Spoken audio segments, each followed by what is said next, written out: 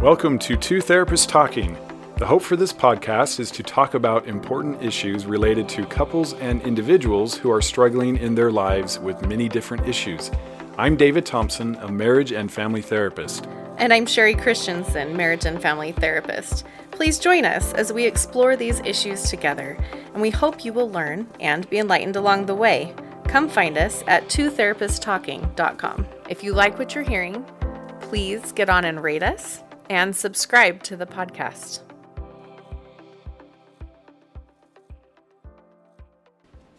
Hello and welcome back to Two Therapists Talking. I'm Sherie. And I'm David. And we are going to talk about rats today. Rats. And parks. And parks. We want to talk about addiction and understanding some things about addiction, some aspects of addiction that maybe we don't often discuss or don't give enough credit to, and some different theories about addiction that are useful. Yeah, I found it really helpful. One of the first things we do when we begin therapy with couples or individuals is to have a session or two about addiction. Mm-hmm. Because often, so maybe you feel like you're an addict or somebody has said you're an addict and you need to go in and begin recovery. Right. And they're probably right. Mm-hmm. But our understanding of addiction is often kind of not very up to date or based on research or brain chemistry, and it feels more of like a moral failing. And yes. Yeah. Kind of this, well, if you just had enough willpower, right. If you just had enough, if you followed your values. And so it's very helpful, I found, to talk about addiction. Mm-hmm. And especially, for both, for the partner and the addict, both. But often it generates more compassion and understanding for the person who's in addiction. Right. Which you wouldn't be surprised to hear. I know that that's how somebody recovers in the best way. It's not from being forced or compelled. It's by way of like loving invitation. Yeah. Not without boundaries. I always feel like I have to throw that in there. Right. Because it doesn't mean that whatever they want or whatever they're thinking is fine. No, definitely with boundaries. But I think we need to reconceptualize our approach to addiction. Right. Yeah. I think this is so helpful for both sides. If you're supporting someone in addiction or who has addiction, or if you are the addict yourself, understanding this concept of how it works is really helpful. So what does that have to do with rats? Rats.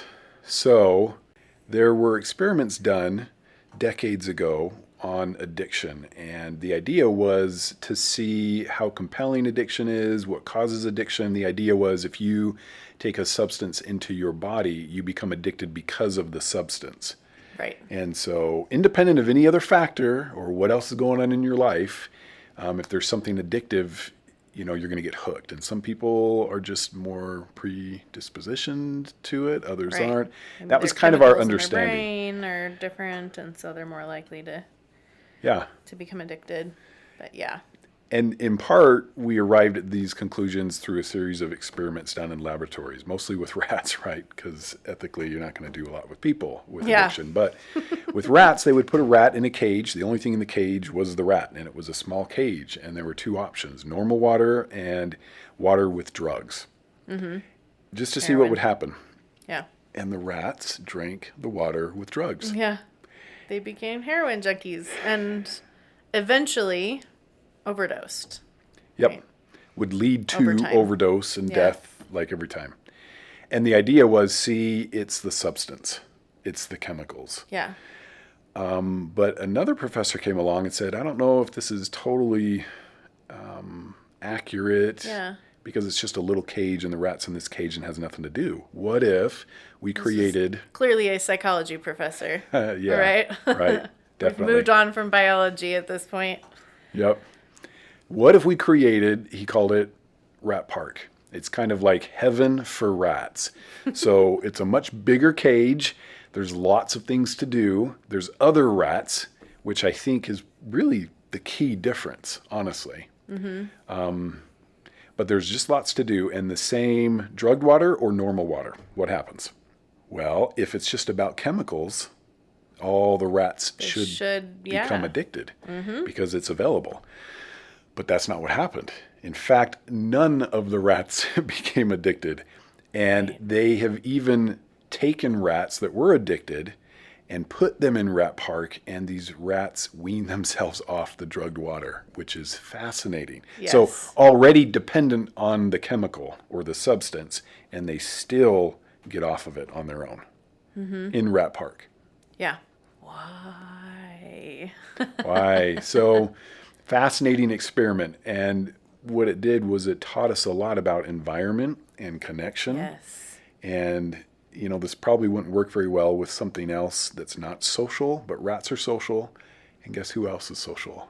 We are. We're way social. So despite how some of us, you know, prefer yes, more alone despite time. the introverts of the world, I'm so sorry, all of you. Yep.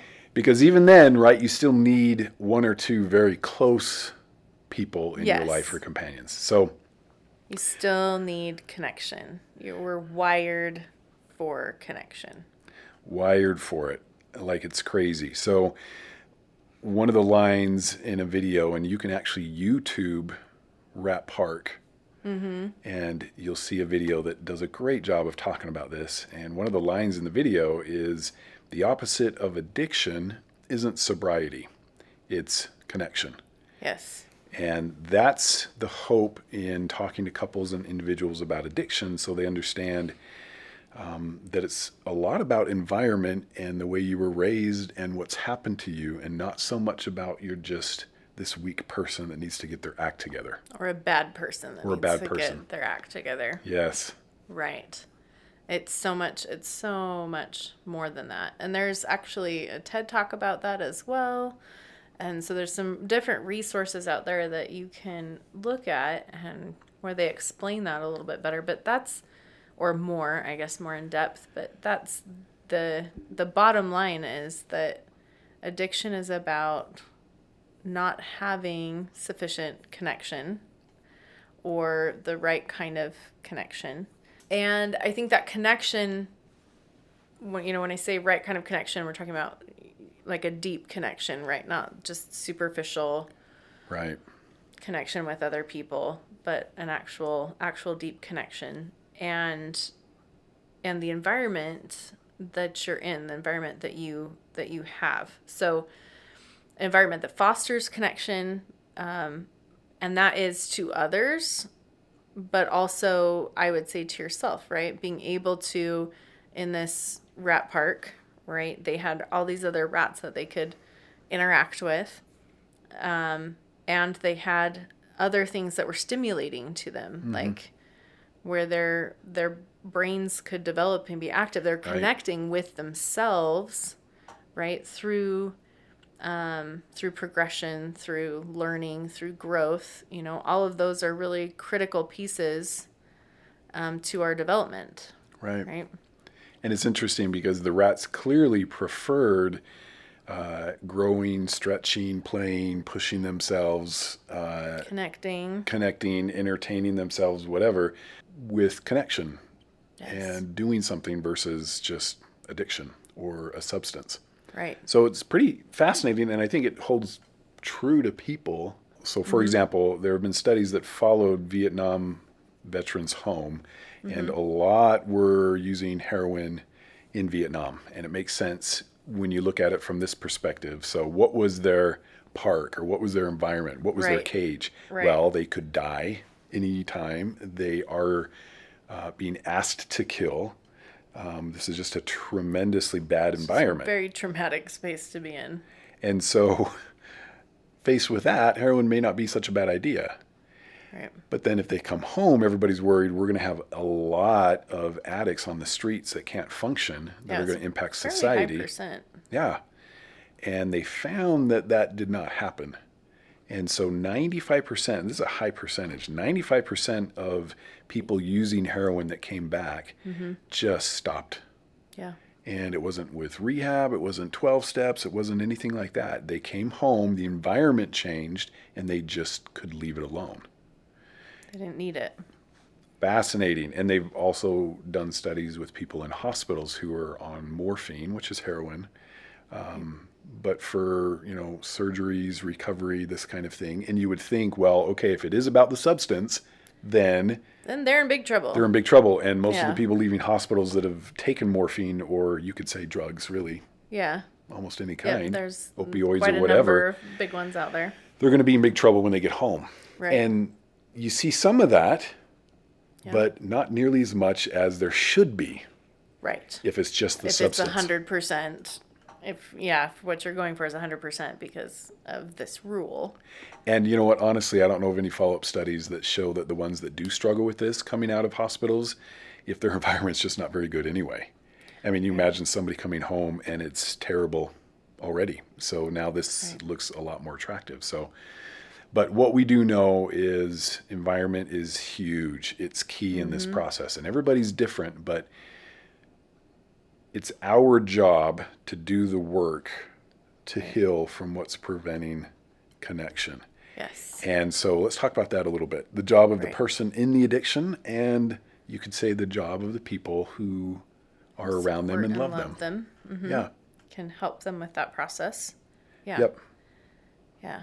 And so what we want to make sure that we invite people to do as therapists is to look at what's underneath, right? Right. And we talk about that a lot with our clients. What's underneath the addiction? Like the addiction it's stuff is going on, and stuff that you don't want to be going on, and you want to get to the point where you have that sobriety. But what caused this in the first place? What's Right. going on under the surface? And looking at those things, whether that is trauma, sexual abuse, whether it is not having very good attachment Right. growing up. Yep. Because all of those things are going to get in the way of connecting. Right. And so if you think of it in terms of connection, then maybe this becomes a little more clear. And so your addict spouse probably struggles to connect. Yes. And you listening probably say, oh, well, yeah, so not a lot of friends. We don't feel very close. Right. Maybe they keep to themselves. They have lots of things they do on their own, and it starts Video to make games sense. and just scrolling through their Yep. devices, Yep. things like that. And so how do we build Rat Park? So the responsibility then is, if I'm an addict, on me to try to create a Rat Park environment for myself. Right. But also, if I'm the spouse of an addict, how can I contribute to this environment being Yeah. more connecting and more fulfilling? Right. Right. And again, I think one of the big roles then is also for that addict to be looking at themselves and looking at the work they might need to do to heal, so that that's a possibility. Yeah. Right? If you have big blocks in your life, If you right? can't connect. If you can't connect, Yeah. then it doesn't matter how heavenly Rat Park is that's being created for you, or you're trying to create for yourself, or other people are trying to help create for you. If you can't connect, it's not going to do a lot of good, and it's not going to really get you where you want to go and where you want to be.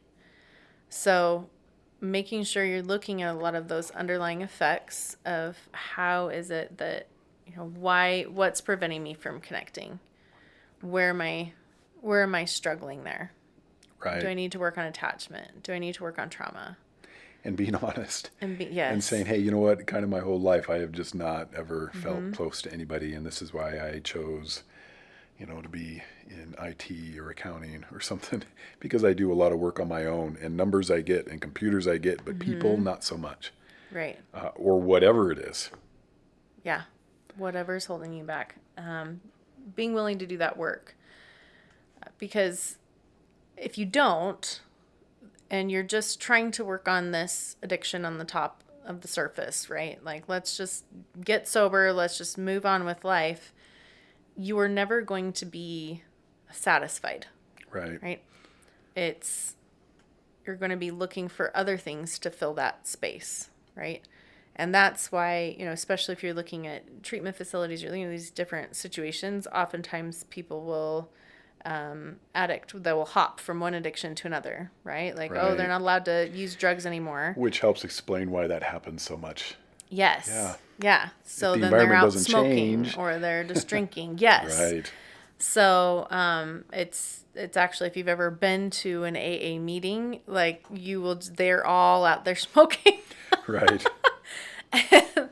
Or a lot of them. I shouldn't say all, but that is a very common thing to see. And so they're just swapping addictions because they're not actually getting underneath to doing the work underneath that helps them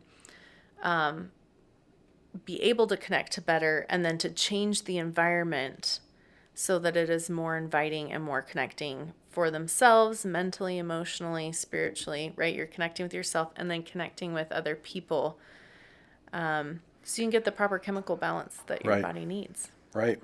right? Yep.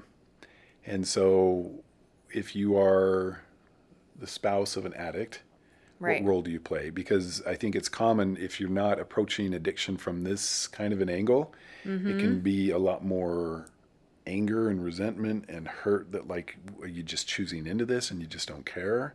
Why Right. are you doing these things that are so hurtful? You must just not love me, or Or you're a bad person. which makes sense coming from that angle. But if we see it as something is keeping my spouse from feeling connected or close, they feel like they're in a cage. How can I help them to feel better?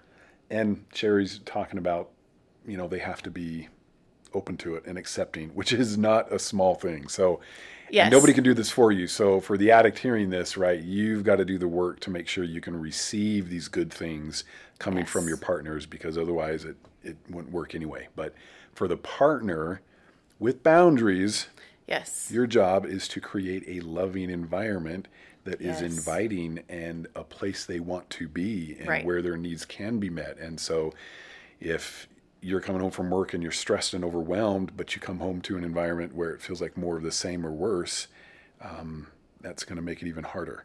So if this addiction provides an escape for me from whatever the cage is, whether it's Vietnam or just a Right. really small area and I'm all alone, we have to figure out a way to make it more positive and more inviting and a More place they loving want to and be. more, yeah. And that's, I think, the important piece around, because this is always, okay, here comes the healthy living is balanced living space, right? So we want to find the balance between, because this is an addict's responsibility, like it's their responsibility to do the work of figuring out what's preventing connection. Right. But then both people in a relationship have to do the work to create a loving, inviting space. And maybe you already are doing Right. that, doing your very best with that.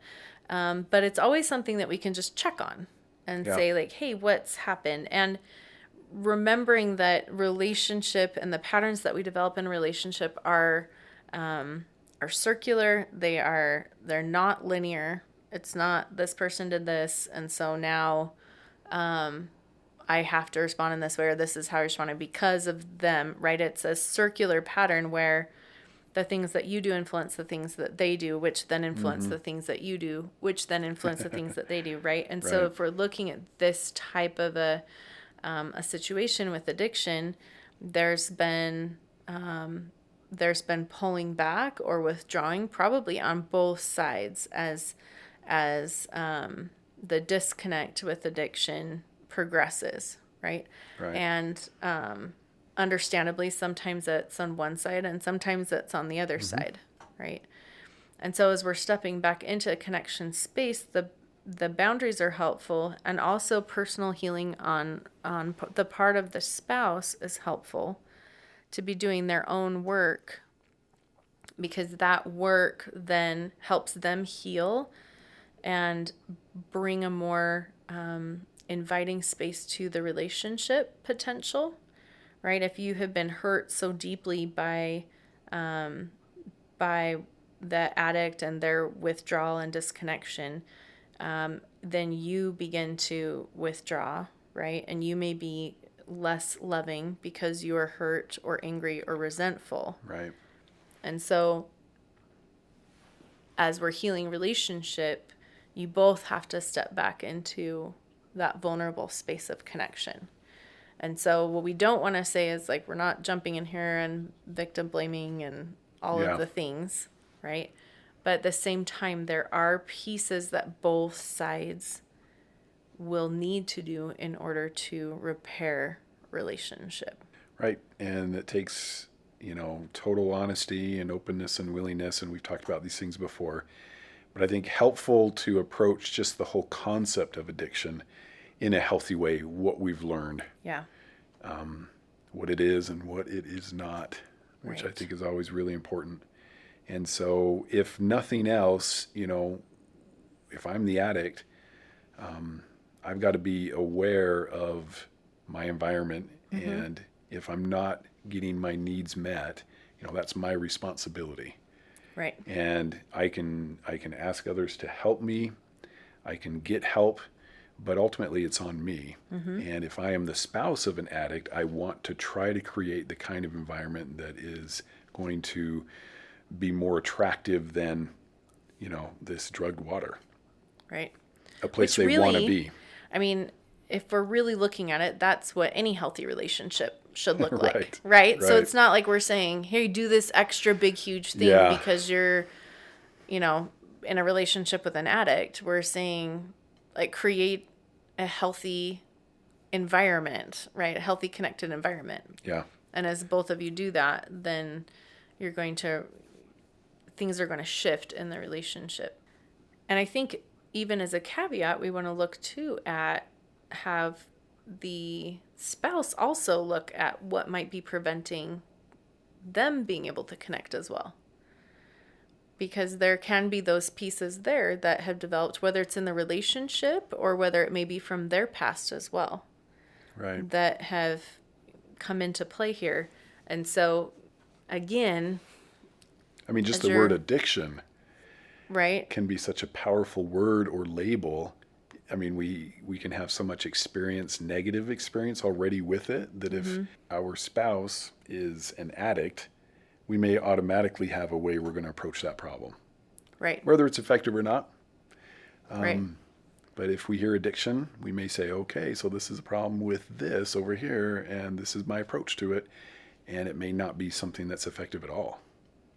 Right. So we have to be aware on both sides, and having spouses do their own work, again, helps them to be in a place to repair relationship, but also to repair anything that's going on for them that might separate them from being able to connect in the ways that they want to. Right. So just throwing that extra little piece out there, because ultimately what we want in relationship is to have both individuals being very healthy in and of themselves, and then being able to bring that to the relationship and repair any damage that may have been done in the relationship. Yeah. So fascinating. And it's all based on connection and environment. And so it's just something to think about. Yep. Rat Park. It's a catchy little... I like it. And I think it's an important concept in a recovery process to really understand this well. Right. So maybe take a look and see what you think about where you're at with your own abilities to connect, what might be holding you back from that, and how you and those around you can foster a more connecting environment. Yeah. Hope it was helpful. Thanks for joining us. See you next time. Thank you for listening to Two Therapists Talking. We look forward to sharing more conversations with you. Connect with us at twotherapisttalking.com or email podcast@twotherapisttalking.com. If you like what you're hearing, please get on and rate us and subscribe to the podcast.